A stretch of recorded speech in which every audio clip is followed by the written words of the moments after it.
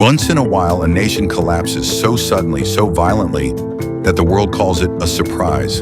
A currency plummets, a stock market evaporates, a government falls, and the public is told it was caused by bad policy, corruption, overspending, a sudden crisis nobody could foresee. But what if collapses weren't always accidents?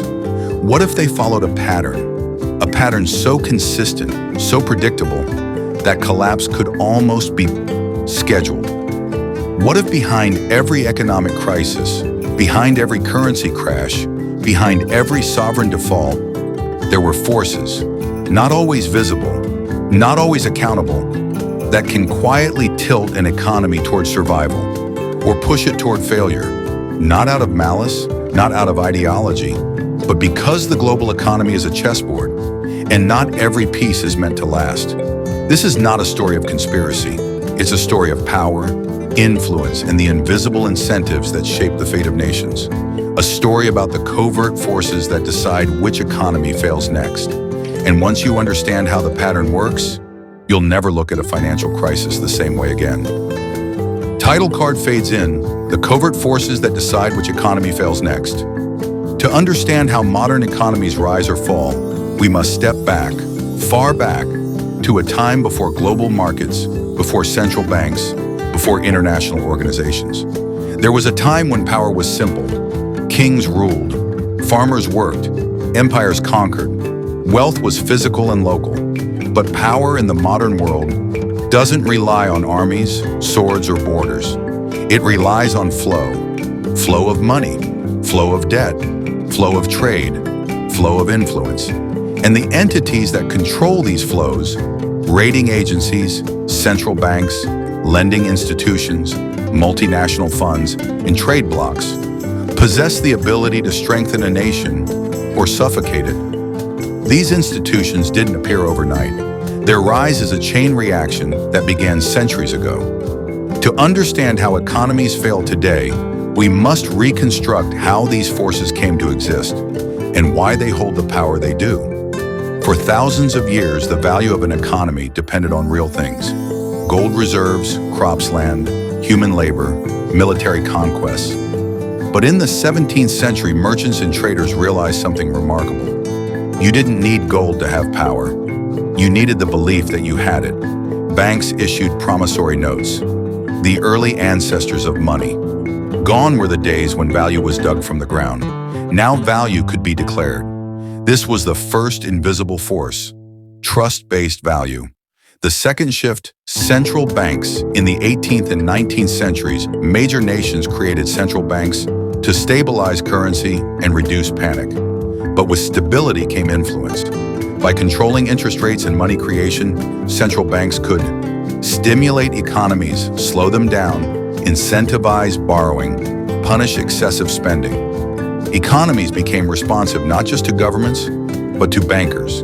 And this set the stage for the third shift, the most significant of all. The third shift, the birth of global institutions.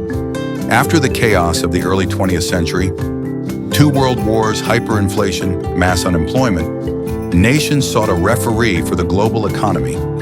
Enter the IMF, the World Bank, the BIS, credit rating agencies, trade alliances. These institutions were designed to prevent collapse, but in doing so, they also gained the ability to control the terms of survival. A nation in crisis no longer turned to its king, it turned to a boardroom. As the 20th century progressed, economies became intertwined. A crisis in one nation could spread like a virus. To prevent contagion, larger institutions became guardians of stability. But guardianship comes with power, and power comes with incentives. These covert forces aren't secret organizations in the shadows. They're public institutions with private leverage. 1. International financial institutions, lenders of last resort, with the authority to dictate policy. 2. Rating agencies. Their grades can raise or destroy investor confidence. 3. Central banks. They can inject liquidity or tighten until an economy gasps. 4. Sovereign wealth funds and mega investors. Their movements trigger market shifts overnight. 5. Trade blocs. They can isolate a nation economically. 6. Commodity controllers. A chokehold on oil, gas, or rare minerals can push an economy to its knees. None of these forces act alone. They operate in a web where one downgrade, one interest rate move, one trade blockade can trigger a domino chain that ends in collapse. Debt is oxygen until it becomes a noose. 2. Investor panic confidence evaporates faster than currency. 3. External pressure. Changes in interest rates, trade access, or credit ratings can push a struggling nation past the point of return. These pressures can come from anywhere. A central bank tightening global liquidity, a rating agency lowering a nation's grade, a trade alliance imposing restrictions, a major fund pulling out investments. To the public, it looks sudden. To insiders, the warning signs were there for months, sometimes years. This is where covert forces play their role. Not secretly, but silently. They don't need to sabotage an economy. They simply don't intervene until it's too late. Every collapse follows a familiar sequence. Step 1, currency freefall. The exchange rate spirals. Savings evaporate overnight. Step 2, capital flight, investors flee. Stocks crash. Step 3, government breakdown, leaders impose emergency measures. Trust collapses. Step 4, external intervention loans. Rescue packages and reforms arrive. But only after the damage is irreversible. This is not because outsiders caused the collapse. It's because outsiders decided when to step in and when not to. Timing becomes influence. Influence becomes leverage. And leverage becomes control. When an economy collapses, the world offers solutions. Structural reforms, budget cuts, deregulation, higher taxes, austerity measures. But these fixes often push the poor deeper into poverty, shrink the middle class, increase dependence on external institutions, deepen long-term debt, repeat the same cycle of collapse. Why? Because most solutions treat symptoms, not the systemic incentives that created the crisis. The real issue is not corruption or mismanagement. The issue is vulnerability. A vulnerable economy becomes predictable. Predictable economies become influenceable. Influenceable economies become controllable. This is where the covert forces regain their power. Look at the last 50 years. Across every continent, the pattern appears again and again. Latin America, debt crisis, triggered by interest rate decisions thousands of miles away. Asia, 1997 financial crisis, a chain reaction caused by sudden investor migration.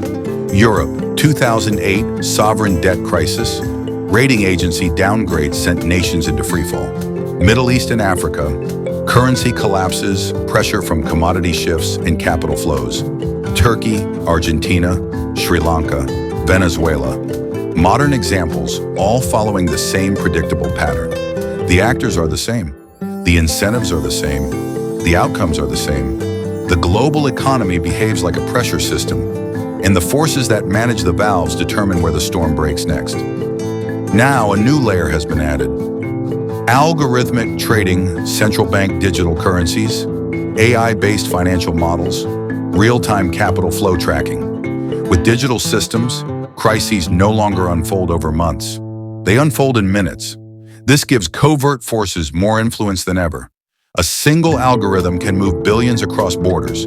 A single policy announcement can trigger global panic. A single credit downgrade can ruin a nation within hours. Economic collapse has become faster, quieter, and more precise. Patterns repeat because incentives repeat. The same triggers always produce the same outcomes.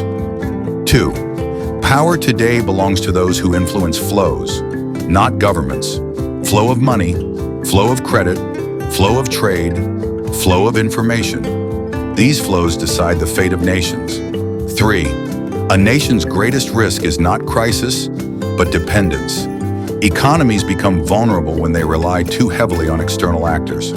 Dependence turns into leverage, and leverage shapes outcomes. The forces shaping the global economy aren't malicious. They aren't conspiratorial. They're simply doing what every powerful entity does.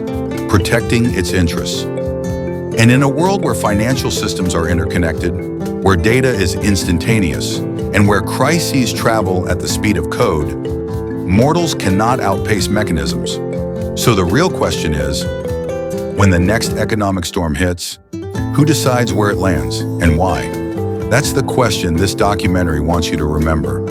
Long after the screen fades to black, if you found this eye-opening, like this video, share it with someone who needs to understand the system, subscribe for the next episode in our global economic series. The world is changing faster than ever, and understanding the forces behind those changes is the first step toward navigating the future.